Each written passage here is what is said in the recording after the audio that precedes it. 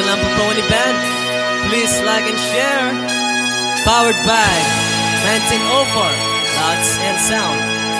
Let's go.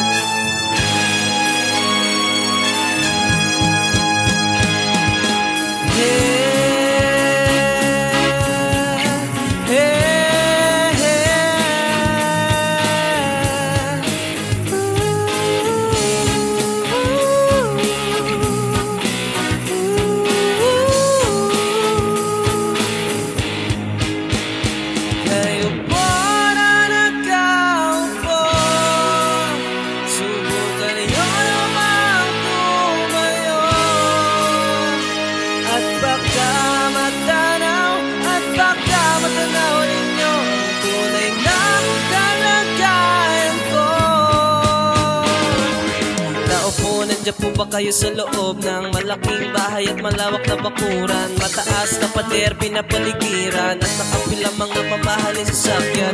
Mga bantay na laging bulong ng bulong, wala namang kasal pero marami ang nakabarong. Lumakas man ang ulan, walang butas ang bubong, mga plato kutsara na hindi galala ang tutong matakan. Nasiputin ng gatas na nasakmo, kahit na hindi pasko sa lamesa ay may hamon ang sarap. Sigurong manirahan sa bahay na ganyan. Sabi pa nila ay dito mo rin matakagpungan ng taon na nagmamayari ng isang upuan na pag may pagkakatao'y pinag-aagawan. Kaya naman hindi niya pinakakawalan. Kung makikita ko lamang siya ay agad sisigawan.